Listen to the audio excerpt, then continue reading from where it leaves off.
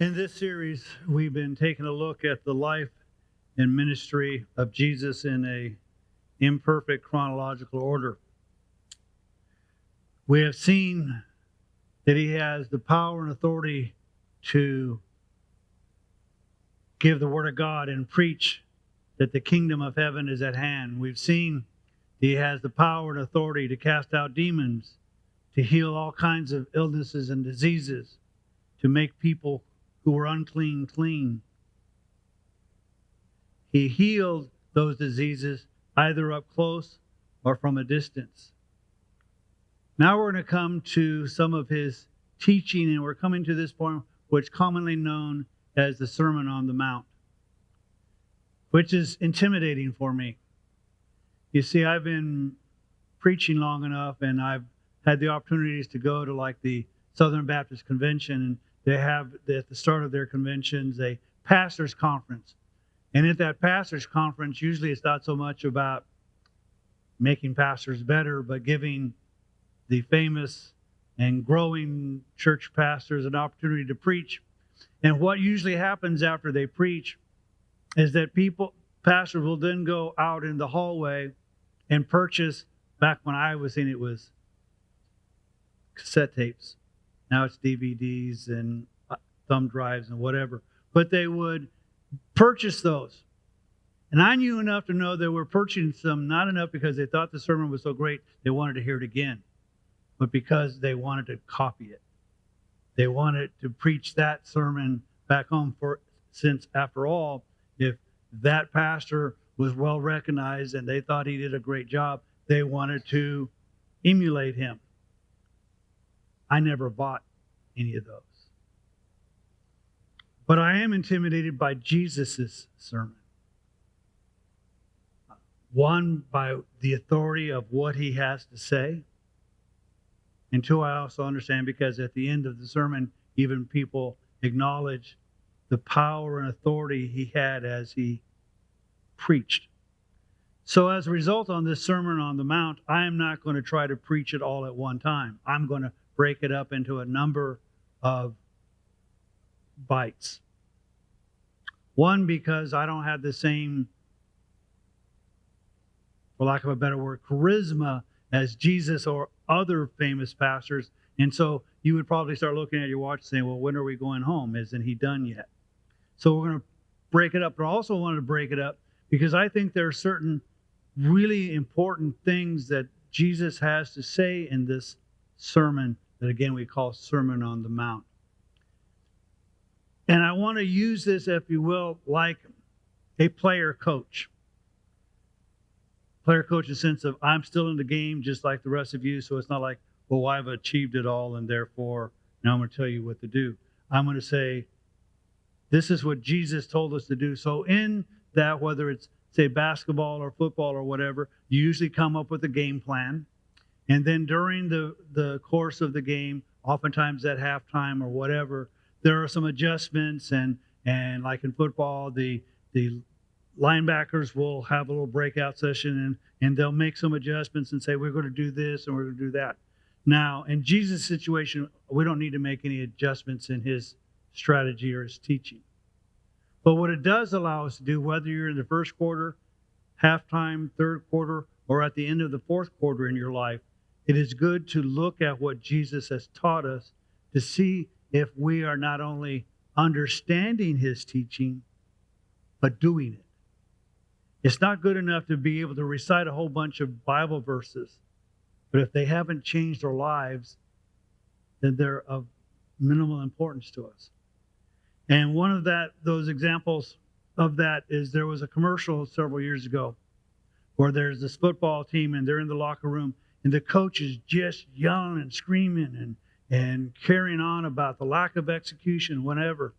And one appears to be a lineman, kind of raises his hand and says, but coach, we're ahead. He goes, that's what I'm talking about. You're complacent and whatever. And so a lot of times we as Christians have kind of two things that we look at. We either get complacent. Jesus forgave me. I have a whole bunch of grace and I just go and live my life the way I want to because he's going to forgive me anyway. Or we have the sense of we are so far behind in the score that it just doesn't matter what we do. that's the awesome thing about Jesus.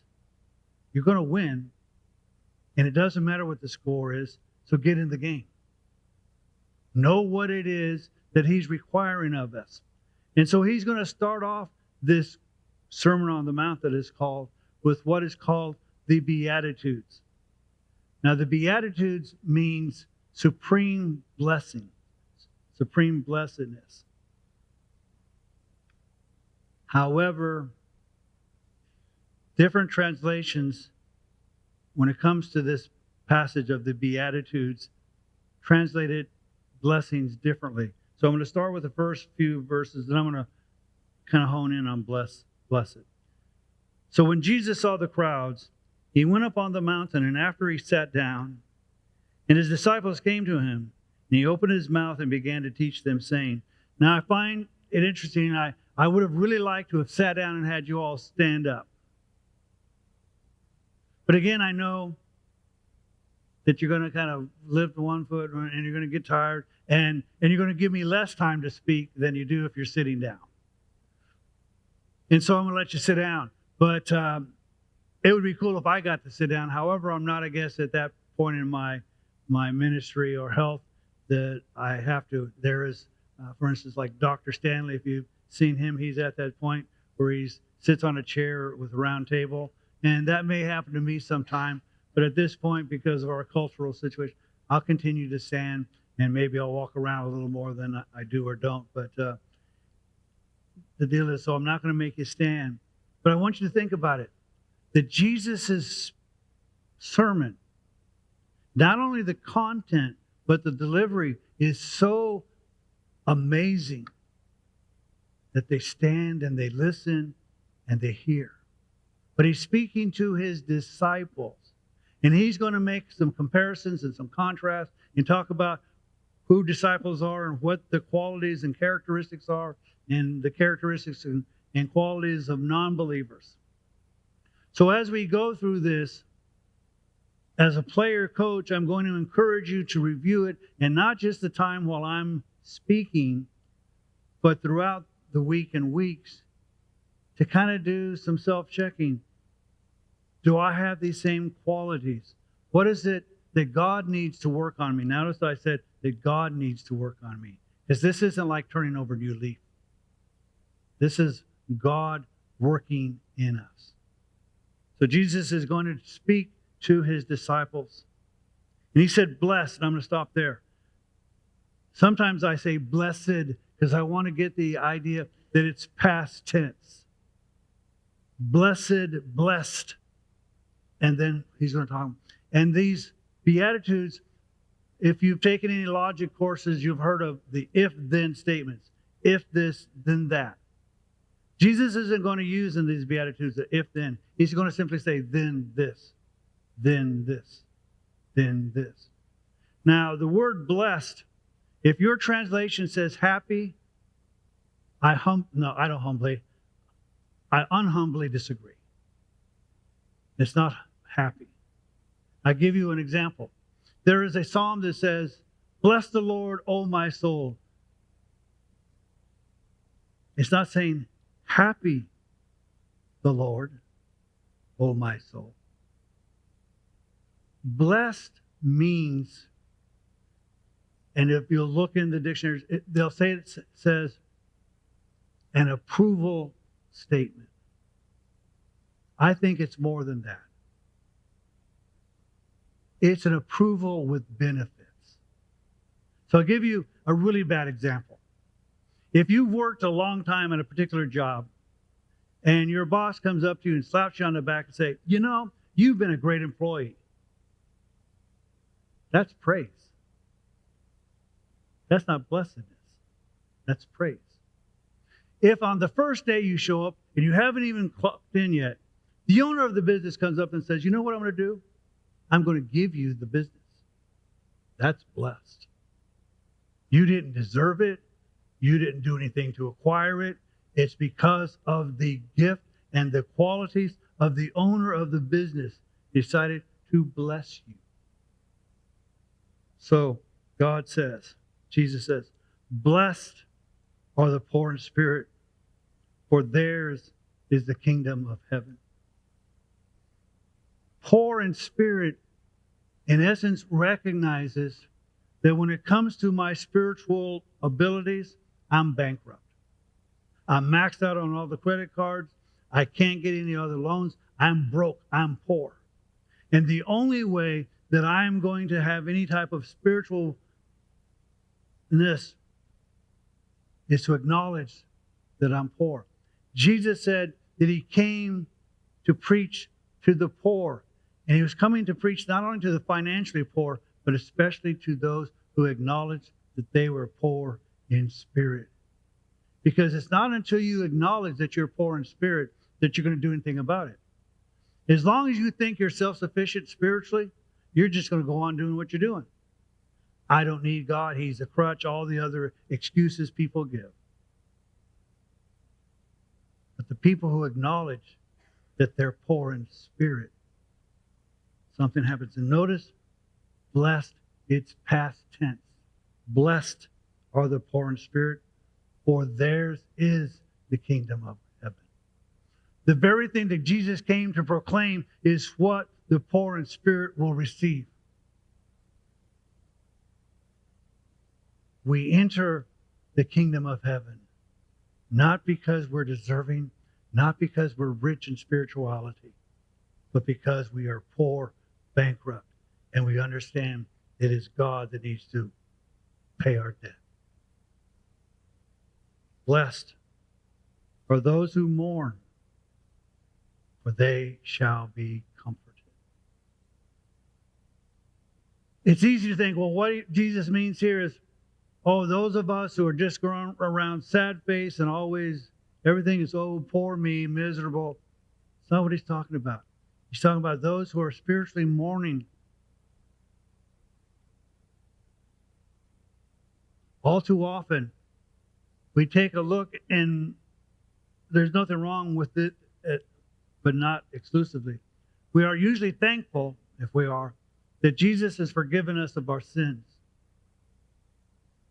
But we rarely mourn that he was required to do so. There's a duo as a teenager that I like to listen to. Now, back when I was a teenager, I'll let you know my age. You know, a lot of people like Cream and Steppenwolf and all these other hard rock groups, and they were fine if you'd go to a party, but I'm not kind of a party guy. So, you know, so I tended to listen to people like Neil Diamond, Solitary Man, you know, because that kind of fit my MO, and the other group that I liked to listen to a lot was Simon and Garfunkel. I am a rock, I'm an island. Kind of again fit the depression I was going through at the time. But they had one song called Dangling Conversations. And in there is a phrase that has always stuck with me all the way back as a teenager. And it says this: at no time do we place our bookmarkers to measure what we've lost. Usually, again, when you're going through school, you're required to read so many pages. And so you put the bookmarker, well, I got 100 pages done, I got 200 done. And we celebrate the fact that we made the accomplishment through the book. But we never think about what is it that I didn't get out of the book. It's just that I got it completed. We should mourn that we are not in the position as disciples as God had intended us to be. Could you imagine if just a week ago you decided to give it all to Jesus instead of some of it? How you'd be different today than a week ago, or a month ago, or 6 months ago, or a year ago, or at that time when you were so excited that Jesus forgave you and you got baptized and you thought that you could charge hell with a squirt gun because you were so excited for what he'd done for you. But you know, life gets in the way. Maybe we should mourn that we're not more closely using that open door as we do. It also says that they will be comforted, which means that God is not here to say, well, you blew it. He'll comfort you. And there are going to be those who are going to suffer, and Revelation tells us that God himself will wipe away every tear. What an amazing comfort that God himself wipes away the tears. And notice, it's blessed are those who mourn. It doesn't say maybe they will be comforted, for they will be comforted. Blessed are, and the King James says meek. My translation says gentle, and I not so humbly think that that's a better translation, because too often people think meek means weak, and Jesus was not weak, but he was meek. He was gentle. Gentle, or the old term meek, is not you lack power, but you didn't exercise it. When our son was a little baby, we decided to use the word gentle because it's hard to say gentle meanly. So you kind of get, and there was a time, one of the first times I remember using that word on him, he had a little chick in his hand. And he started to squeeze it. Okay, he's a baby. It didn't mean that he didn't lack power to crush that thing. But we said gentle, gentle, so that he might understand that he had the power to crush it. But he chose not to. So blessed are those who are gentle. But that's not the thinking of the world. The thinking of the world is an aggressive use of force. You've got those who've always wanted to be in power, whether it's through democracy or oligarchy or dictatorships. I'm in control. It's my word. You obey me. And the interesting thing is, no matter how far their territory extended, it didn't last long. Because it wasn't their world to take. It wasn't their world to keep. So notice it said, blessed are the gentle, for they shall inherit the earth. Being gentle means it's not about your agenda. It's about allowing God to do God's thing, because it's his world, and ultimately you can devise all the plans you want to rule and reign, but God said, my people will rule with me. We will inherit the earth. Now, I already know I get Bakersfield. So my wife will probably get someplace like Malibu or Newport Beach, because she loves the ocean and she's had to put up with me. And I'll be lucky if I get Bakersfield. As I told you before, I probably get a 7-Eleven there. Just that's about as far as I get. But so I'll get to inherit something. But the gentle shall, not maybe, shall inherit the earth. Blessed are those who hunger and thirst for righteousness, for they shall be satisfied. I dare you to think of anything other than righteousness where you will be satisfied.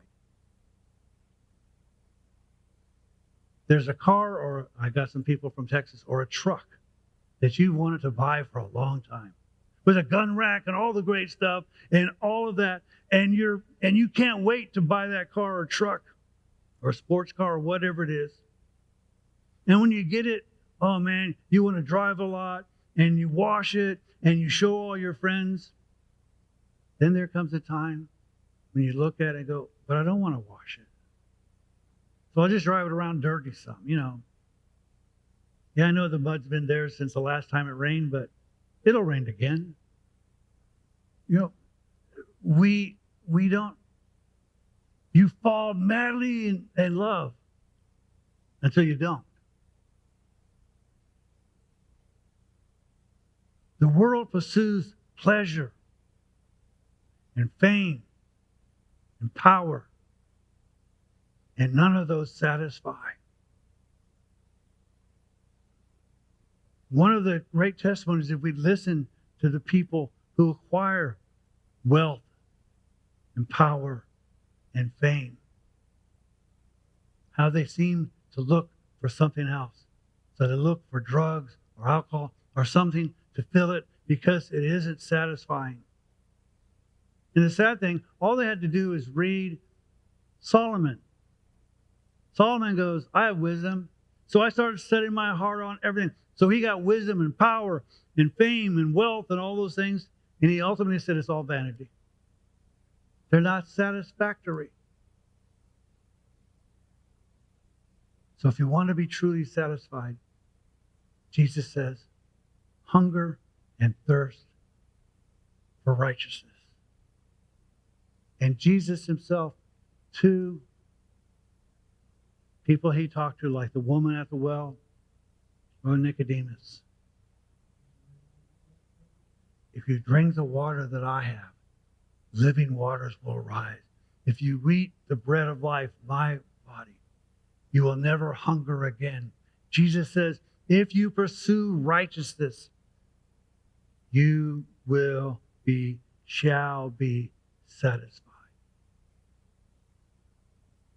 Why is it that we're so often willing to pursue all of those other things that are temporary and yet unsatisfying? And Jesus says, thirst and hunger for righteousness, and you shall be satisfied. Blessed are the merciful, for they shall receive mercy. Kids especially, but you'll hear a lot of people say, especially when they think they're getting a bum deal, well, that's not fair. Everybody wants to be fair. And one of the expressions I heard is, if you want something to be exact, if you're spilling like a cupcake, let's say, and you're looking at 5-year-olds, have one 5-year-old cut the cupcake and let the other 5-year-old choose first. You will know to the exact millimeter, that thing will be cut exactly in half because they want to make sure it's fair and they don't get any less. I'm old enough. I don't want fairness. I want mercy. I don't want what I'm entitled to or deserve. I want mercy. So when I mess up with you, I don't want you to treat me fairly. I want you to treat me with mercy. And when it comes to God, I really don't want him to treat me with fairness. I want him to treat me with mercy. But there is a principle of heaven that says this: if you want to be forgiven, forgive.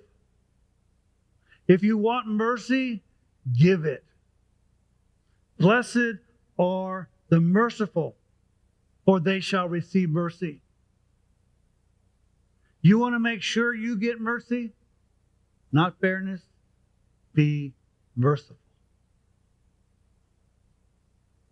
Blessed are the pure in heart, for they shall see God. The pure in heart. Not the 99% perfect, but the pure. If I took a glass of milk, which is white, and sat it here and dropped a single drop of oil in that, you think it's pure? There's only one drop of oil. But I suspect you wouldn't want to drink it because the little drop affects the entire content. Or a bottle of water, which I'm going to drink right now. Fortunately, it's generally pure. What if I only put a drop of arsenic? It's just a drop. Surely it can't hurt, because look at all the volume of water. A single drop of arsenic certainly couldn't hurt. Oh yes, it could not only hurt, it can kill. And I'm saying, desire to have a pure heart. Doesn't say be legalistic. It says have a pure heart. If you have a pure heart, one that seeks entirely God. Not God some of the time, or God most of the time, or that you're a follower of His most of the time, but you are pure in it. They shall see God.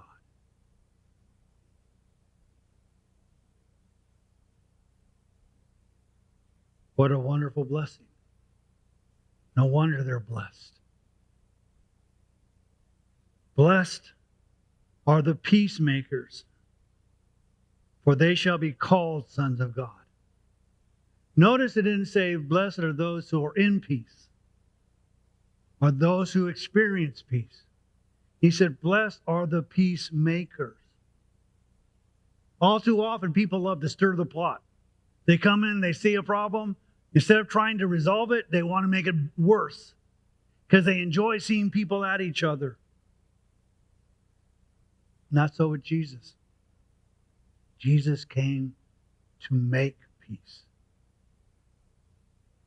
To make peace between you and God. Not only did He make peace between you and God, He reconciled us to Him. So that there's no longer any againstness against God. That God has a perfect relationship with us because of what Jesus did. He made peace. He says, my peace I give to you. So we take the peace that He gives to us and we make peace. We just don't be at peace. And notice the blessing, and you shall be called sons or children of God. And that title doesn't come because you and I think that they're children of God. The way it's phrased in the original, it's God who says, you're my child. Because you're a peacemaker. So thus far, we've taken a look at whether we should be poor in spirit and what our attitude is. Whether we mourn. Whether we are gentle. Whether we seek and hunger and thirst for righteousness, whether we give mercy, whether we seek and to be pure, and whether we are peacemakers. And he's going to then say in verse 10, blessed are those who have been persecuted for the sake of righteousness. He didn't just say, blessed are those who are persecuted. It's blessed are those who are persecuted for righteousness. There are countries all over this world today who are persecuted for a number of different things. They're not persecuted because of seeking righteousness. They're persecuted because there are those who want power and want to dominate others. But he says, blessed are those who have been persecuted for the sake of righteousness.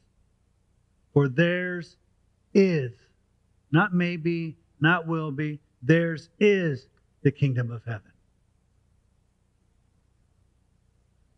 Then he's going to make it really personal. Because it's those. Blessed are those who have been. But then in verse 11 it says, blessed are you when people insult you and persecute you and falsely say all kinds of evil against you because of me. So here's this then. You're blessed if you're persecuted and people lie about you. Now, if you're a hypocrite, people say you're a hypocrite. No, you're a hypocrite. You're not being falsely accused. You're just doing what they say you are. But there's frequently people will lie about believers and disciples. When you're persecuted and all kinds of evil said about you because of Jesus, not because you're an idiot, but because of Jesus. He's going to say something that we don't naturally come by. Because most of us, let's face it, when we have hard times, we have pity parties. And we don't try to limit it to ourselves. First we have kind of the pity party, oh, poor is me, whatever. And then we go to find somebody else and we try to get them to, yeah, they're treating you so bad. Oh, I'm so sad. And then we try to get somebody else. And if you don't give me enough pity, then I forget you and I find somebody else who, oh, yeah, it's just not fair. Notice what Jesus says. Rejoice and be glad. Jesus doesn't say have a pity party. He says rejoice. Jumping down and be glad. Why? For your reward in heaven is great. You see, I haven't said this in a while.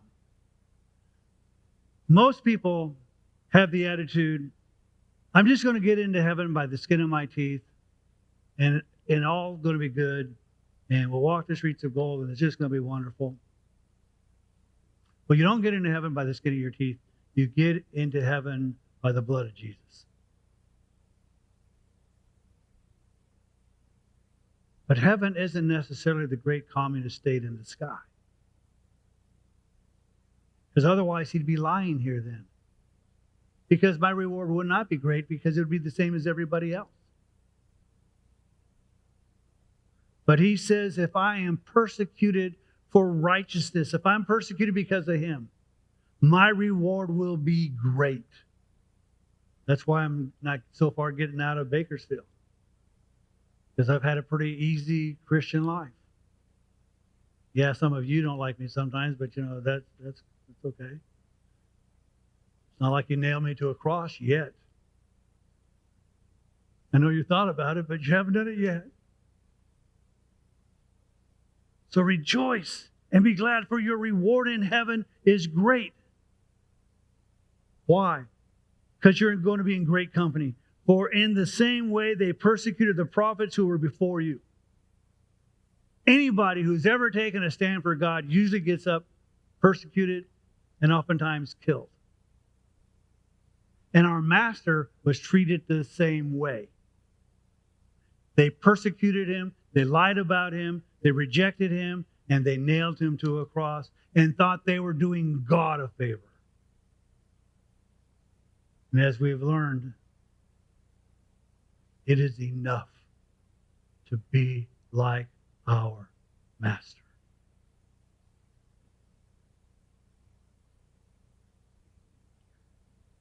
So what's our attitude? I want to kind of ruin the Beatitudes. Think about be attitude. What is your attitude about these things? These things are not things that we do, but are. We are not giving mercy, we are merciful.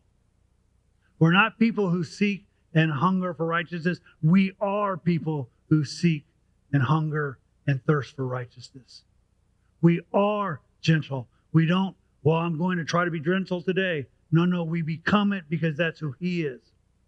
So the last scripture I want to share with you comes out of not his sermon, but one of his disciples, whose name was originally Saul, who God changed to Paul. And in Galatians chapter 5, verses 22 and 23, it says this, but the fruit of the Spirit is love, joy, peace, patience, kindness, goodness, faithfulness, gentleness, self-control. Against such things there is no law. You see, in order to be the attitude, we need the Spirit to indwell us, that we might be the attitude. Because otherwise, we're simply playing games. We're pretending to be gentle. We're pretending to be merciful, as opposed to seeing that the mercy that God has dealt with us, to see how he has been gentle with us. And in turn, the love that he has shown us, we give to others. not because that's what we're supposed to do, but that's who we are, because we are the children of God. And if we have these qualities, there will be those who will hate us, but there will be others who want to come to that same Lord that we know, because they see in us Him. They want to be with us because it's like being with Him. Jesus was exceptionally popular because He truly loved. Yeah, there were those who wanted the stuff, but there were those who followed Him because He had the words of life. And we should be those kinds of people, so that people say truly that not only God says we are the children of God, but that the world might acknowledge. I don't understand why you think the way you think. I don't understand why you are the way you are. But I see God in you. And I suspect, just like a parent who's even ugly, and let's face it, most parents aren't all that wonderful looking, and by the time we were finished raising our kids, we look even worse than we started out. That's why I always tell people that my kids got their looks from me because their mother still has hers. But I understand this. When a little baby is born, the parent seeks to find something that looks like them. Oh, they have their father's eyes. Oh, they have a nose. Yeah, it's about 6 inches long. But whatever it is, they want to say, that baby looks like me. How wonderful would it be our Father in heaven who says, he or she looks like me. Have you seen their eyes? More especially, have you seen their heart? Because when we're like Him, there is a sweet, sweet spirit in whatever place you're at.